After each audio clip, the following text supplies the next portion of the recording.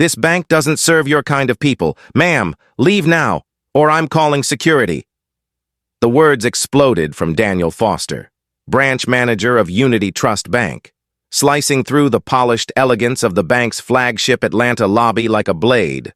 Dr. Maya Johnson, the CEO of the very institution he represented, stood motionless, her hand gripping a monogrammed leather briefcase marked MJ.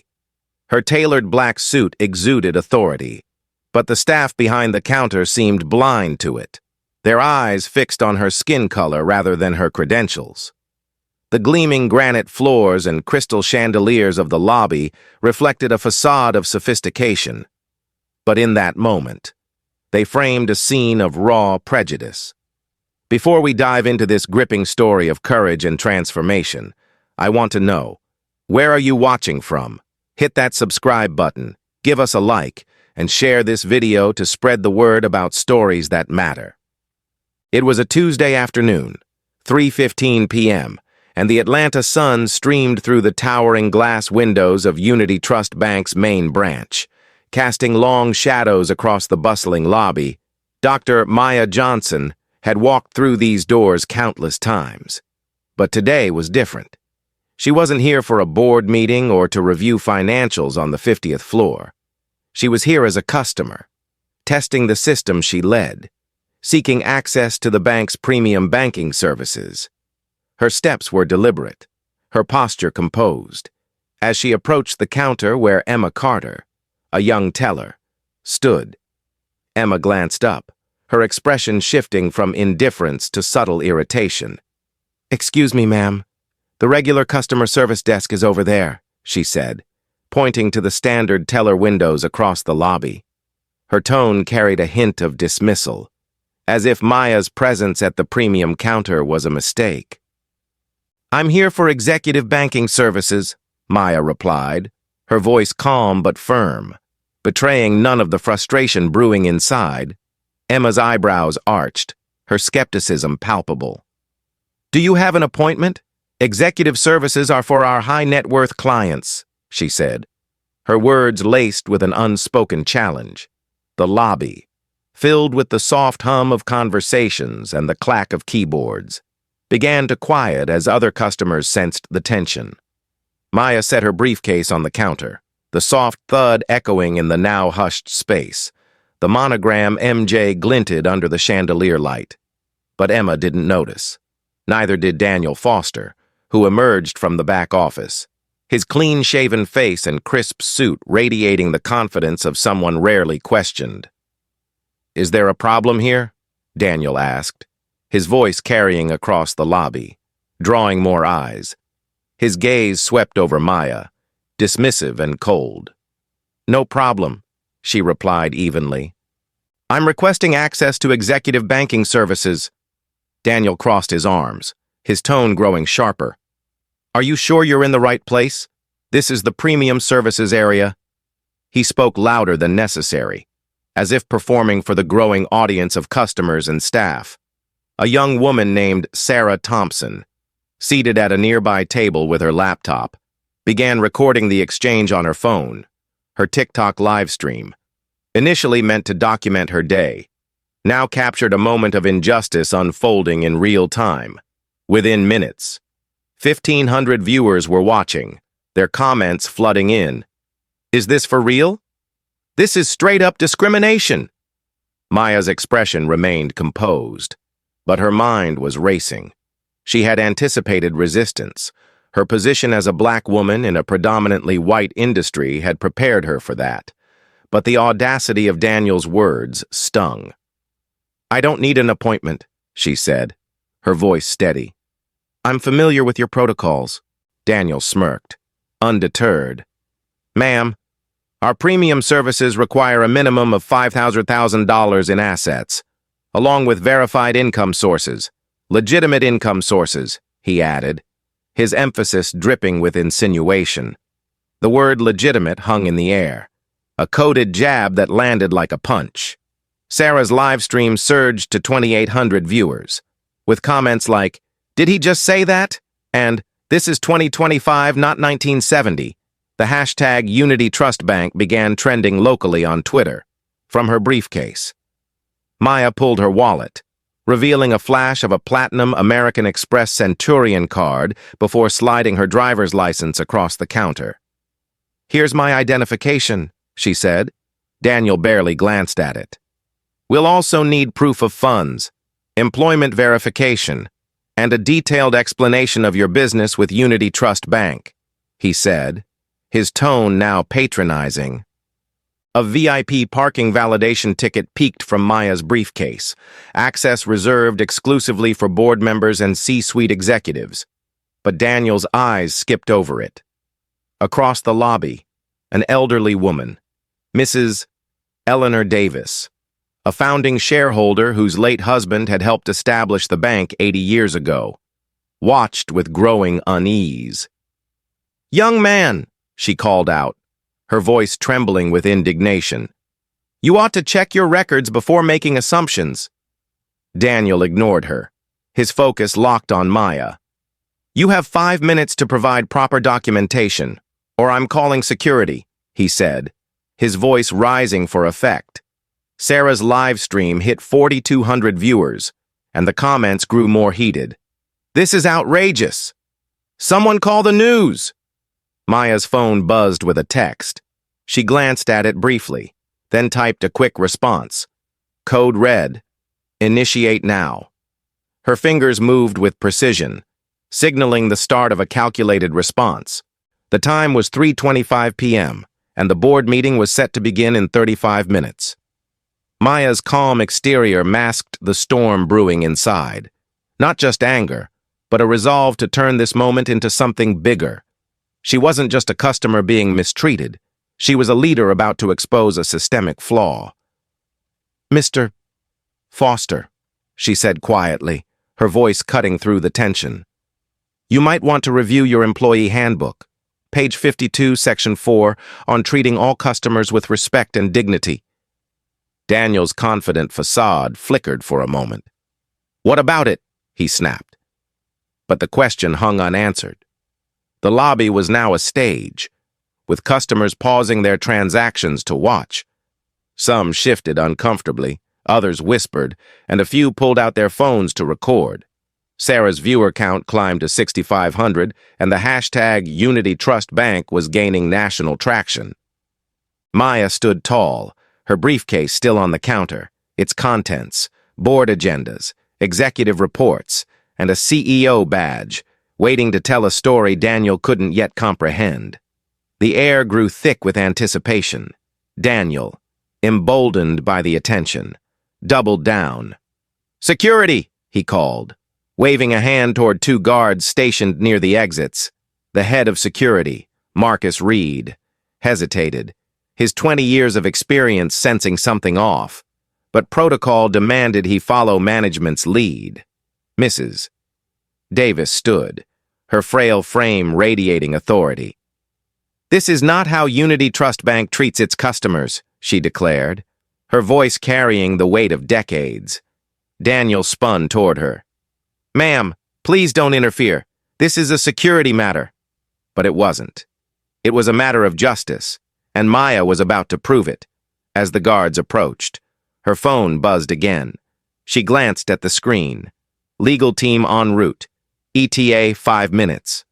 The reckoning was coming, and the marble lobby of Unity Trust Bank was about to witness a transformation no one could have predicted. At 3:28 p.m., the branch manager's voice grew louder, his confidence swelling as he sensed the crowd's attention. "You've been given enough time, ma'am," he declared, his tone sharp and performative. "If you can't produce verifiable documentation, you're out of here."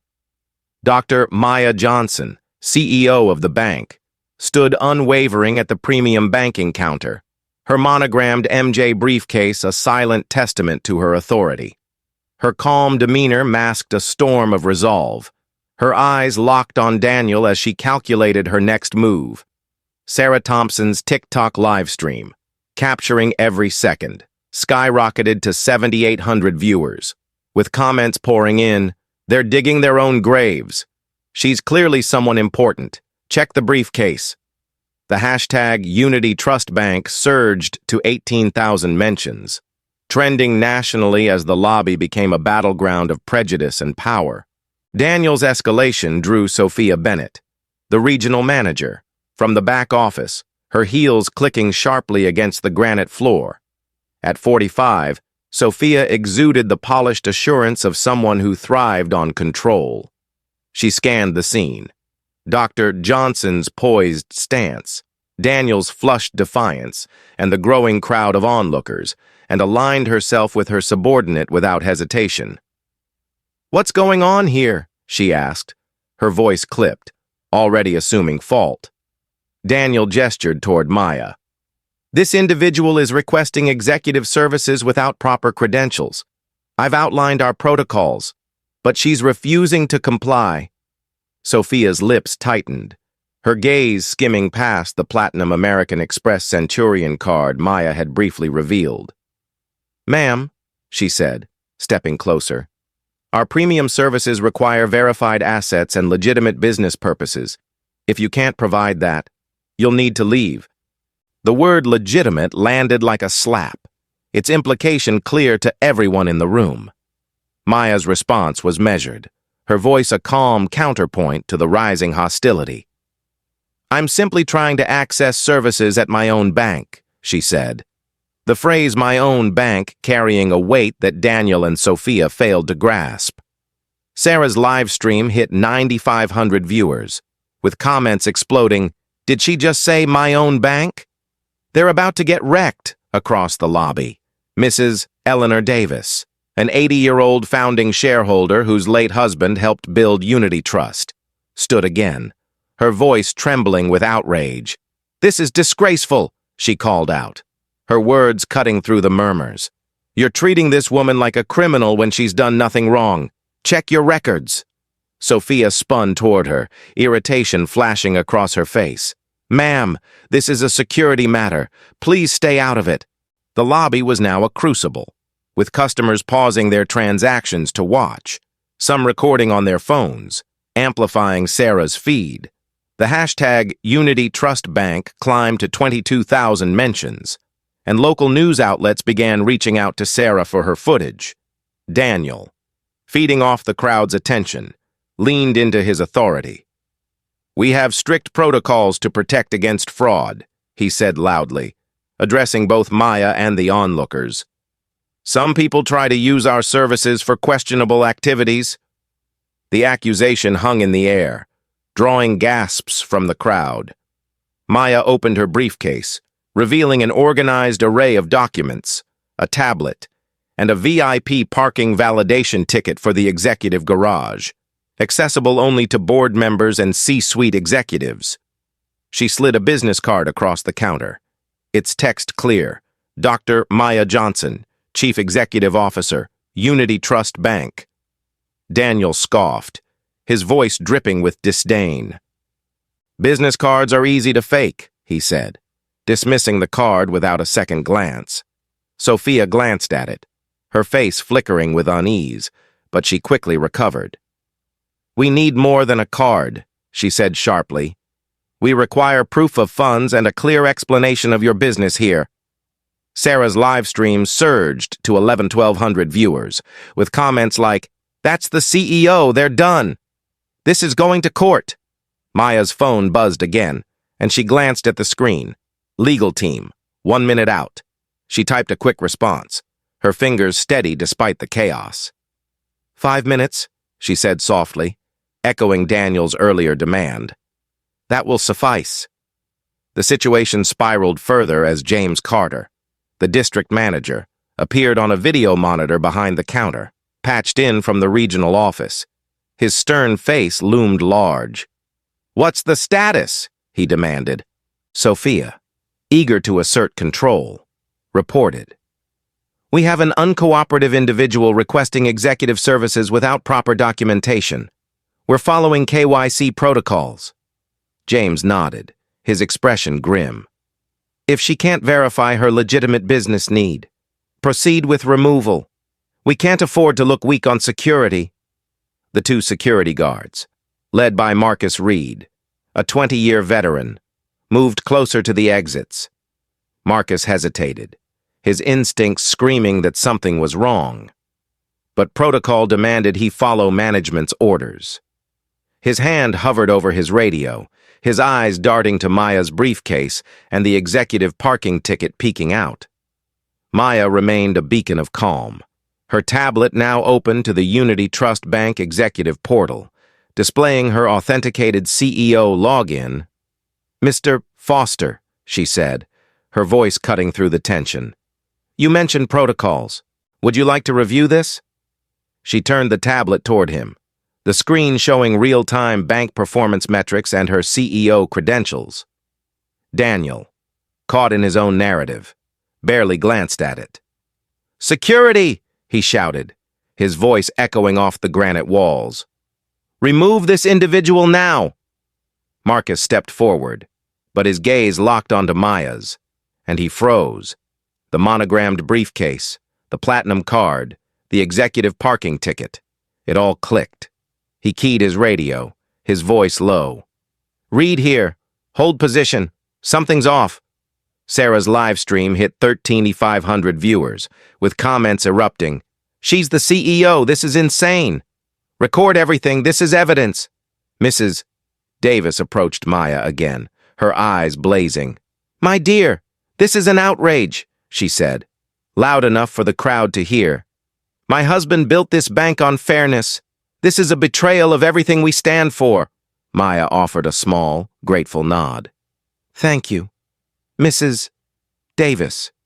Your support means everything." At 3:34 p.m., the glass doors of Unity Trust Bank's Atlanta flagship branch swung open, and three figures in tailored dark suits entered with the precision of a well-rehearsed strike team.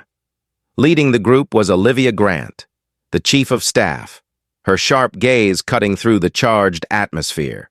Flanking her were David Harper, general counsel, clutching a tablet loaded with legal documents, and Rachel Cohen, compliance director, whose calm demeanor belied the storm of regulatory implications she was already calculating. The lobby, already electric with tension, fell into a stunned silence as the trio approached the premium banking counter, where Dr. Maya Johnson stood, her composure unshaken despite the escalating hostility from branch manager Daniel Foster and regional manager Sophia Bennett. Sarah Thompson's TikTok livestream, now at 18,200 viewers, captured every second, with comments exploding, "The cavalry's here! This is about to get real!"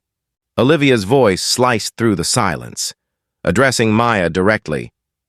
"Dr. Johnson, I apologize for the delay. The board meeting has been rescheduled to the executive conference room at 4 p.m.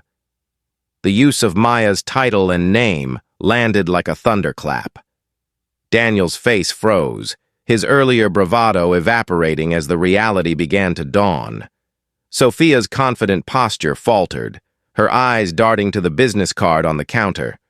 "Dr. Maya Johnson, Chief Executive Officer, Unity Trust Bank," which she had dismissed as a fake. Marcus Reed, the head of security, stepped back, his hand dropping from his radio as he exchanged a glance with his team, signaling them to stand down.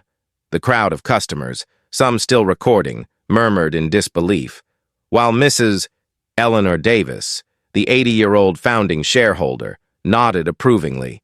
Her earlier warnings vindicated, Daniel stammered, his voice barely audible. "Dr. Johnson? That's impossible." Maya's response was calm but piercing. "Is it?" She turned her tablet toward him, the screen displaying her authenticated CEO dashboard, real-time financial metrics, board meeting schedules, and compliance reports, all stamped with her verified credentials. The lobby's crystal chandeliers cast a soft glow on the screen, amplifying its undeniable truth. Sophia's face drained of color, her 15 years with Unity Trust flashing before her eyes as she realized the gravity of their mistake. Sarah's live stream hit 21,000 viewers, with comments like, "They just humiliated their own CEO. This is going viral for all the wrong reasons." The hashtag Unity Trust Bank now had 28,000 mentions, and local news vans were pulling up outside.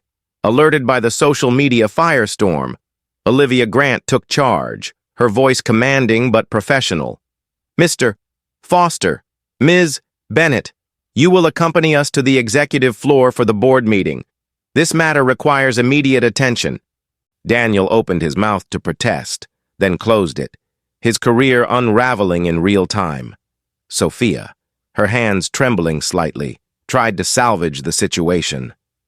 "There's been a misunderstanding," she began, her voice cracking. "We were following protocol." Olivia cut her off, her tone icy. "Your protocols will be discussed in detail. Ms. Bennett, let's move." The crowd parted as the legal team escorted Maya, Daniel, and Sophia toward the executive elevators. The soft hum of the marble lobby now drowned out by whispers and the buzz of phones capturing the scene. Mrs. Davis approached Maya as they moved toward the elevators, her eyes brimming with emotion. "My dear, I've banked here for 40 years, and I've never been so ashamed of this institution," she said, loud enough for others to hear. "But watching you handle this with such grace, I'm proud to call you our leader." Maya offered a warm smile, her voice steady. "Thank you, Mrs. Davis. Your support means the world." Sarah, still live streaming, approached cautiously, her phone lowered but still recording. "Dr. Johnson, I just want to say, what's happening here is wrong, but you're inspiring so many people right now." Maya nodded, her eyes meeting Sarah's. "Thank you for bearing witness. Sometimes, that's the most powerful thing we can do." The executive elevator doors closed at 3:40 p.m., whisking Maya, Daniel, Sophia, and the legal team to the 50th floor. The lobby, though quieter, remained abuzz with customers discussing the scene. Sarah's live stream peaked at 25,000 viewers, and the footage was being shared across Twitter, Facebook, and YouTube, with 35,000 mentions of Unity Trust Bank. 3 national news outlets had now contacted Sarah, requesting permission to use her video. The bank's social media team, monitoring the crisis from the corporate office, reported a spike in mentions, 45,000 in the last 15 minutes, and a flood of messages demanding accountability. The marble lobby, once a symbol of Unity Trust's prestige, had become a flashpoint for a public relations nightmare. On the 50th floor, the executive conference room was already filling with board members, their faces grim as they prepared for an emergency session. Chairman Edward Marshall, a 70-year-old veteran of the banking industry, stood at the head of the polished mahogany table, his expression heavy with the weight of the unfolding scandal. The board's 12 members, including Risk Management Chair Thomas Reed and Audit Committee Chair Laura Mitchell, reviewed preliminary reports from the legal team. David Harper, the general counsel, prepared to present a legal analysis, while Rachel Cohen, the compliance director, compiled data on the bank's recent discrimination complaints. The elevator ride for Daniel and Sophia was silent, their earlier confidence replaced by dread as they faced the consequences of their actions. Maya, standing tall in the elevator, reviewed her tablet, her mind already shifting to the broader implications. This wasn't just about her personal humiliation. It was about exposing a systemic flaw in the bank's culture. Her leadership had been tested, not by market fluctuations or regulatory audits, but by the very people entrusted to uphold Unity Trust's values. As the elevator doors opened, she stepped into the conference room, her presence commanding immediate respect. Daniel and Sophia followed, their faces pale, knowing they were walking into a reckoning. Sarah's live stream, now being screen-recorded by thousands, continued to spread, with comments like, "This is why we need leaders like her." Unity Trust is about to change forever. At 4:00 p.m., the executive conference room on the 50th floor of Unity Trust Bank's Atlanta Tower buzzed with the controlled chaos of a corporate crisis. The polished mahogany table reflected the stern faces of the 12 board members, led by Chairman Edward Marshall, a 70-year-old banking veteran whose 35-year tenure had never seen a scandal of this magnitude. Dr. Maya Johnson stood at the head of the room, her tailored suit and monogrammed briefcase a stark contrast to the shell-shocked expressions of branch manager Daniel Foster and regional manager Sophia Bennett, who sat rigidly, their careers hanging by a thread. The legal team, Chief of Staff Olivia Grant, General Counsel David Harper, and Compliance Director Rachel Cohen, flanked Maya, their tablets glowing with data that painted a damning picture. Sarah Thompson's TikTok live stream, now archived but screen-recorded by thousands, had peaked at 25,000 viewers, with 5,000 Twitter mentions of hashtag Unity Trust Bank and 2,000 Facebook shares. The crisis was no longer contained. It was a global spectacle. Edward Marshall called the emergency session to order, his voice grave. Ladies and gentlemen, we are here to address an unprecedented incident in our flagship branch that threatens the very foundation of Unity Trust Bank. Dr. Johnson will brief us. Maya activated the room's presentation system, the massive screen flashing with real-time analytics, 30 YouTube uploads of the lobby footage, 6,000 Twitter mentions, and a 300% spike in negative social media sentiment. What began as a customer service interaction has become a public relations catastrophe, she began, her voice steady but laced with urgency. At 3:15 p.m., I was denied service, questioned about my legitimate income, and threatened with removal from our own bank, based solely on assumptions about my appearance. The board shifted uncomfortably, their eyes darting to Daniel and Sophia, who avoided their gazes. David Harper, the general counsel, stepped forward, his tablet displaying a legal breakdown. The incident violates multiple federal statutes, the Fair Housing Act of 1968, the Equal Credit Opportunity Act of 1974, and the Community Reinvestment Act of 1977, he said. Potential FDIC fines range from $75,000 to $75,000 per violation. Civil lawsuits could seek damages exceeding $25 million, with class action exposure potentially reaching $75 million. Existing discrimination lawsuits against Unity Trust, totaling $3.5 million in claimed damages, will likely escalate. He paused, letting the numbers sink in. The stock market opens tomorrow, and analysts project a 10–15% decline in share price at open. Board member Thomas Reed, chair of the Risk Management Committee, leaned forward, his face pale. How did this happen in our flagship branch? Maya switched the screen to security footage from the lobby, time-stamped 3:15 p.m. The board watched in silence as Daniel's aggressive demeanor unfolded, his voice booming, "This bank doesn't serve your kind of people." Sophia's supportive nods and James Carter's video call instruction to proceed with removal played out like a slow-motion train wreck. When the footage ended, the room was still, save for the soft hum of the air conditioning. Board member Laura Mitchell, chair of the audit committee, turned to Daniel, her voice sharp. "Mr. Foster, explain your actions. What made Dr. Johnson's presence suspicious?" Daniel stood shakily, his earlier bravado gone. I thought I was following protocol. We're trained to verify customers to prevent fraud," Laura pressed. "What about Dr. Johnson's appearance suggested fraud?" Daniel's voice trailed off, his silence damning. She didn't look like..." He stopped, realizing the trap he'd walked into. Sophia tried to intervene, her voice trembling. "We deal with fraud attempts regularly. We have to be vigilant." David Harper cut her off, his tone merciless. "Ms. Bennett, in your 15 years with Unity Trust, how many fraud attempts involved someone claiming to be a bank executive?" Sophia hesitated.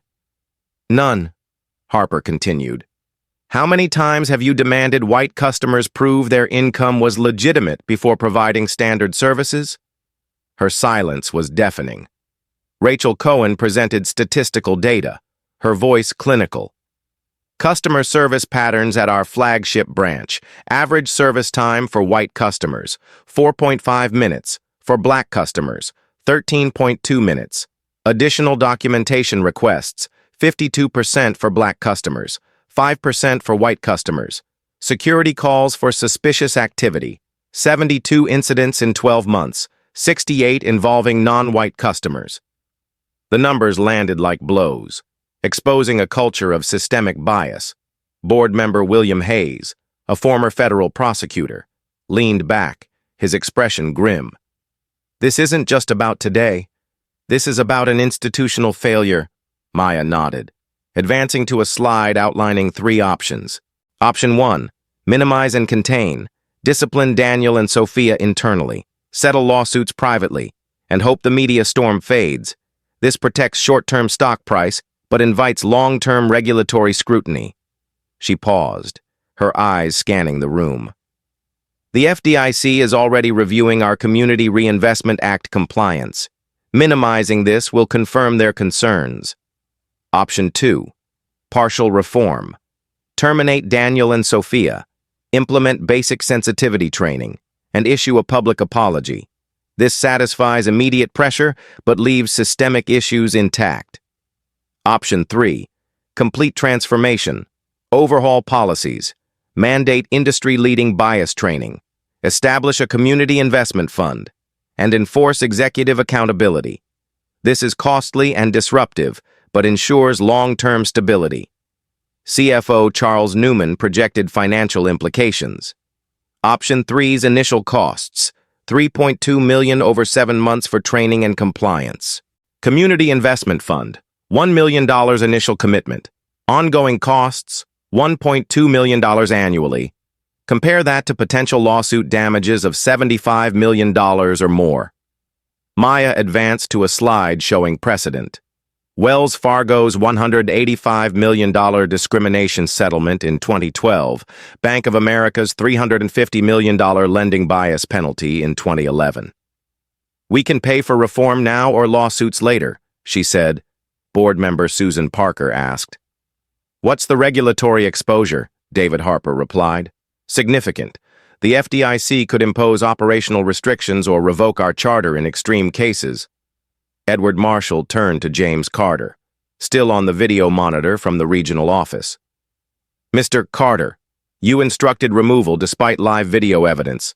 Explain. James shifted uncomfortably. I relied on my manager's assessment. I didn't have full context, Maya interjected, her voice firm. You had a live feed. Mr. Carter, you saw exactly what was happening and chose to escalate. The room fell silent, the weight of her accusation undeniable. HR Director Margaret Brooks presented termination recommendations. Immediate dismissal of Daniel Foster for discriminatory conduct, Sophia Bennett for supporting discrimination, and James Carter for escalating bias. Marcus Reed, Security Chief, receives a warning and remedial training for delayed recognition. Thomas Reed posed the critical question. Dr. Johnson, what's your recommendation? Maya stood taller, her voice resonant. Option 3, complete transformation. We're not just deciding Unity Trust's future. We're defining what equitable banking means for the next century. We lead the industry in fairness, or we accept bias as part of our DNA. The board exchanged glances, some calculating, others ashamed. Edward Marshall called for a vote. Hands rose unanimously, 12-0 for transformation. At 5:15 p.m., Daniel, Sophia, and James were terminated, their exits marking the end of an era. Maya's gaze swept the room, her resolve unshaken. This is just the beginning, she said. We rebuild trust starting now. The boardroom, once a place of routine, had become the crucible for Unity Trust's rebirth, and Dr. Johnson was its architect. By 8 a.m. the next morning, Unity Trust Bank's flagship branch in Atlanta buzzed with purposeful activity, a stark contrast to the chaos of the previous day. Dr. Maya Johnson stood in the marble lobby where she had been humiliated, now overseeing the rollout of sweeping reforms. The air was charged with a sense of urgency and hope, as employees, customers, and media gathered to witness the bank's response.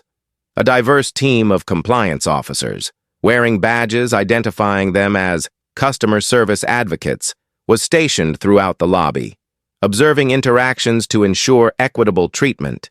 Their presence sent a clear message. Unity Trust was serious about change. Sarah Thompson, whose TikTok livestream had ignited the crisis with 25,000 peak viewers, returned as an invited guest, now interviewed by Channel 5 News. "What Dr. Johnson is doing here isn't just damage control," she told reporters. "It's a revolution in how banks treat people." The hashtag Unity Trust Bank, with 75,000 Twitter mentions overnight, had shifted from outrage to cautious optimism. The first reform was immediate and visible, the launch of the Unity Equity app at midnight. This anonymous reporting tool allowed customers and employees to flag discriminatory treatment in real time. With reports funneling directly to Dr. Johnson's office and the legal department, Compliance Director Rachel Cohen demonstrated its features to journalists, showing how a customer could submit a concern and receive a response within hours. "Transparency is our foundation now," she said. By 9:00 a.m., the app had processed 1,200 interactions. With a 95% positive resolution rate, HR Director Margaret Brooks addressed the assembled staff, her voice firm. "Every employee will complete 40 hours of bias awareness training within 30 days. This isn't punishment, it's growth." The training, designed by leading diversity experts, went beyond compliance, challenging employees to confront unconscious biases and reframe their approach to service. The Community Investment Fund, initially set at $1 million, grew to $2.5 million by noon, thanks to personal contributions from board members, including Chairman Edward Marshall, who pledged $2,000 from his own funds. The fund targeted minority-owned businesses and financial literacy programs in underserved communities, signaling Unity Trust's commitment to systemic change.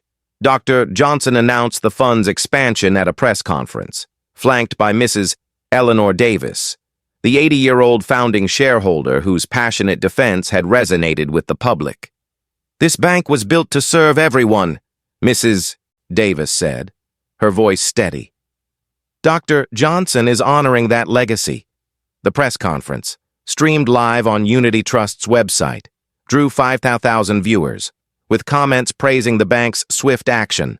This is what leadership looks like. Finally, a bank putting people first. Data from the morning showed immediate impact.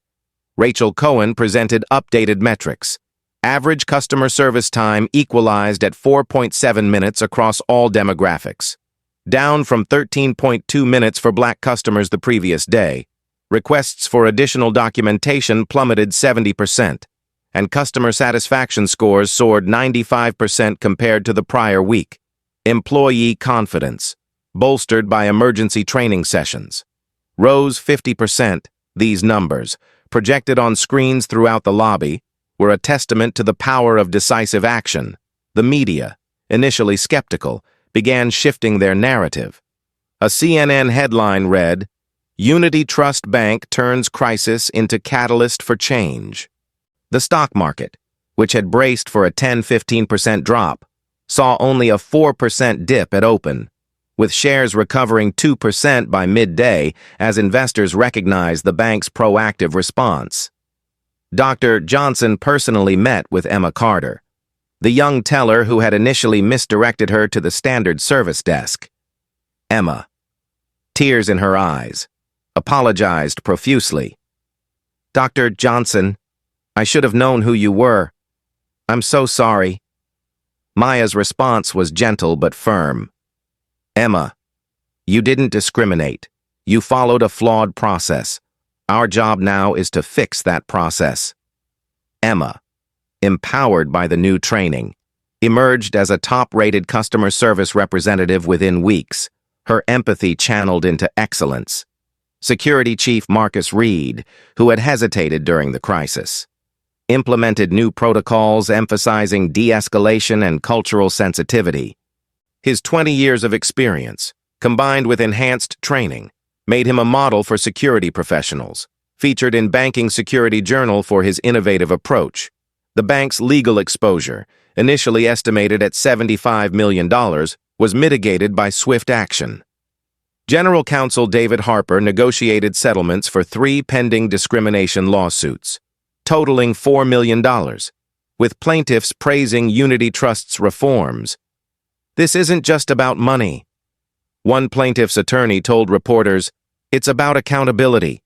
The FDIC, conducting a Community Reinvestment Act review, issued a preliminary commendation for Unity Trust's rapid response, upgrading its rating from needs improvement to satisfactory within 45 days. The bank's crisis management team, activated at Maya's direction, worked around the clock, coordinating media responses and monitoring social media. Where mentions of Unity Trust Bank reached 100,000 by evening, Dr. Johnson established monthly community forums, inviting customers to share their experiences directly with executives. The first session, held a week later, drew 300 attendees, including many who had witnessed the lobby incident. "Change doesn't happen in boardrooms alone," Maya told the crowd. "It happens when we listen and act." The forums became a cornerstone of Unity Trust's new culture, fostering trust and transparency. Sarah Thompson, now transitioning to a career in social justice journalism with 95,000 TikTok followers, moderated the second forum, amplifying community voices.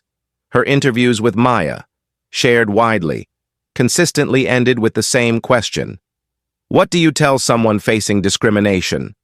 Maya's answer: "Document everything, speak your truth, and never let silence win."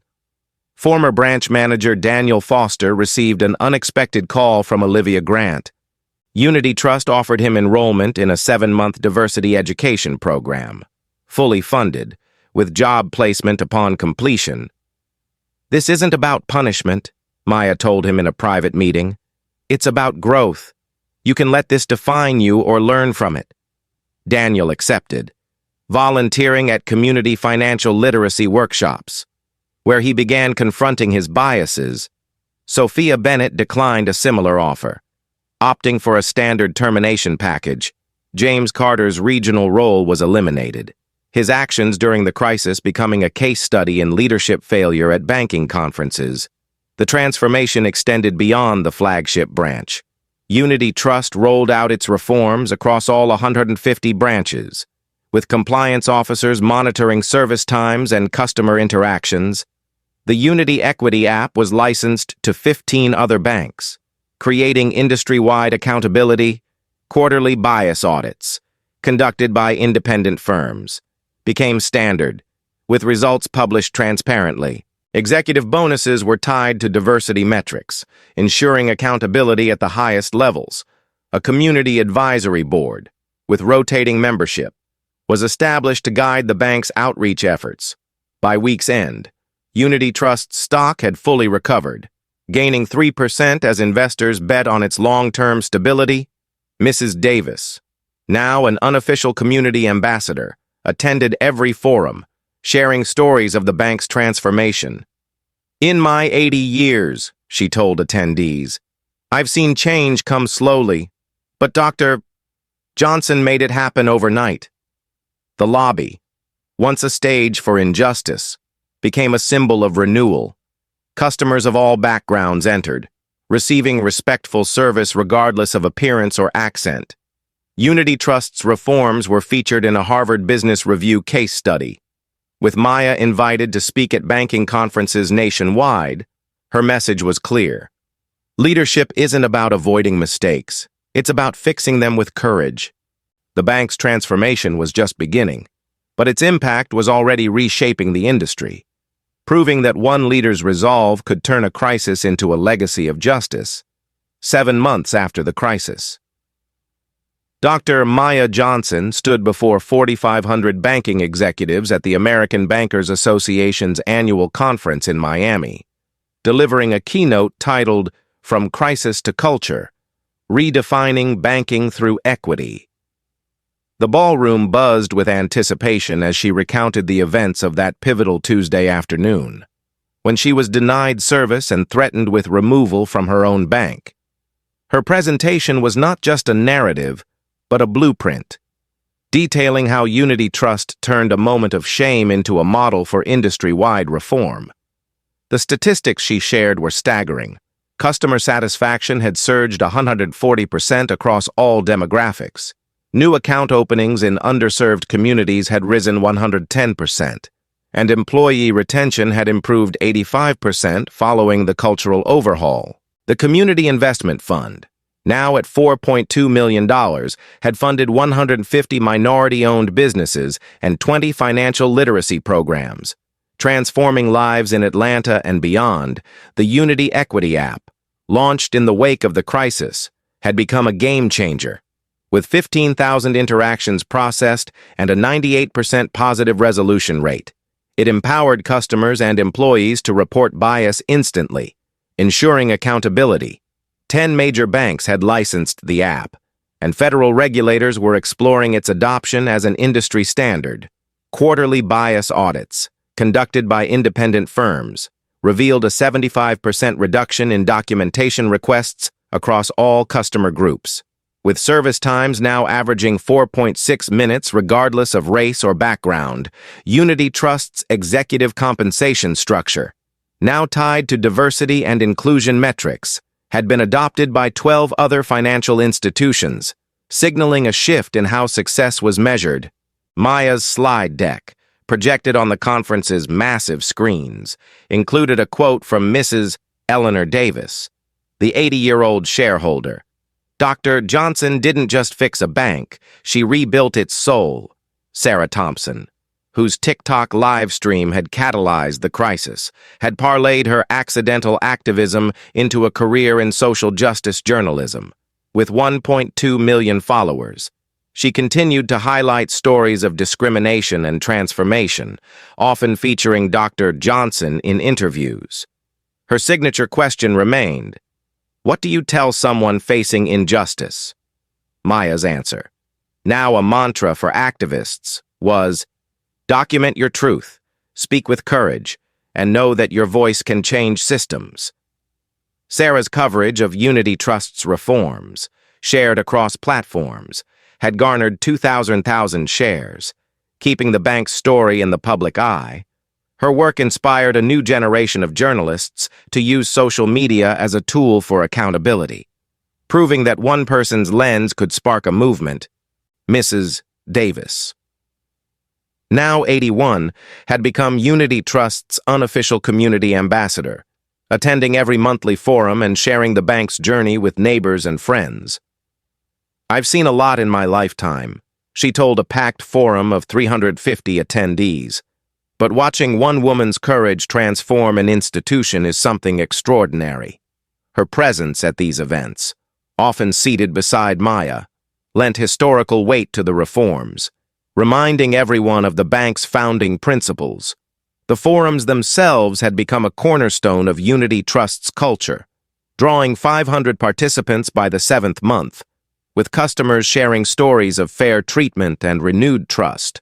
One attendee, a small business owner, recounted opening an account without the scrutiny he'd faced at other banks, crediting Unity Trust's new policies for his success.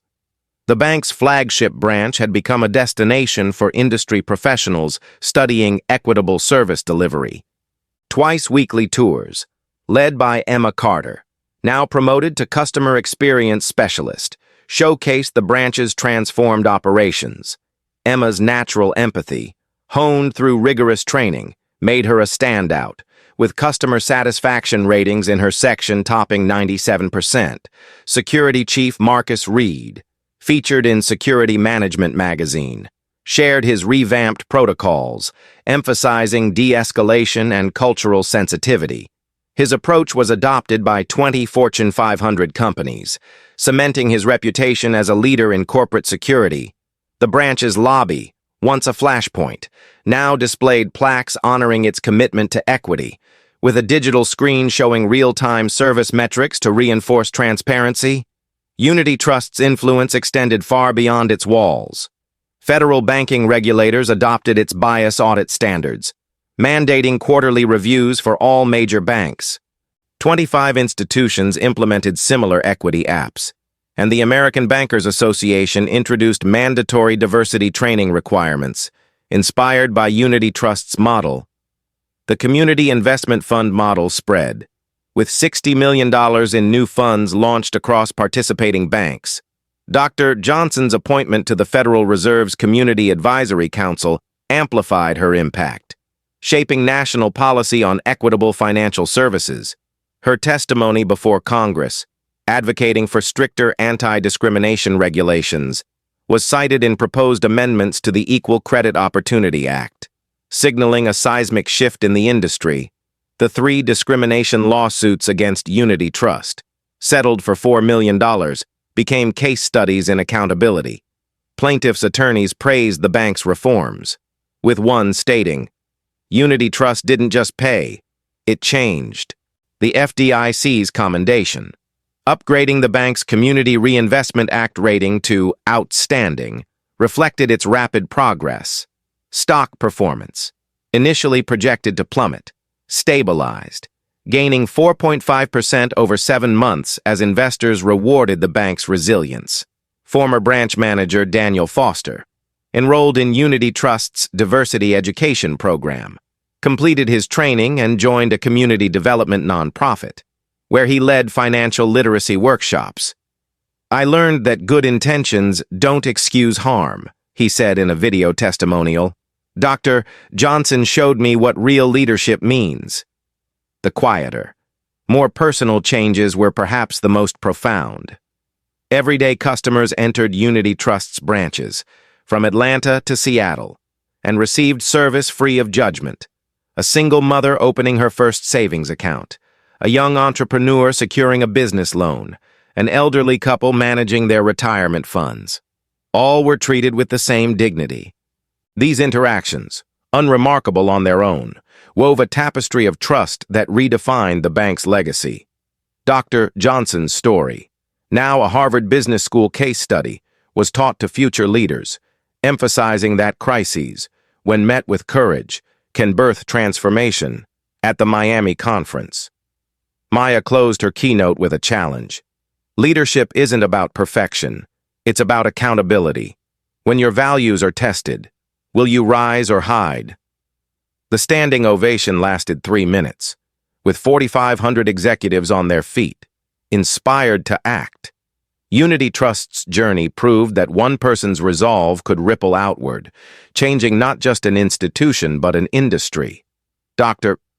Johnson's legacy was not just in the numbers: 140% customer satisfaction, 110% account growth, $4.2 million in community investment, but in the lives touched by her vision as she walked through the Atlanta lobby 7 months later, greeting customers and staff.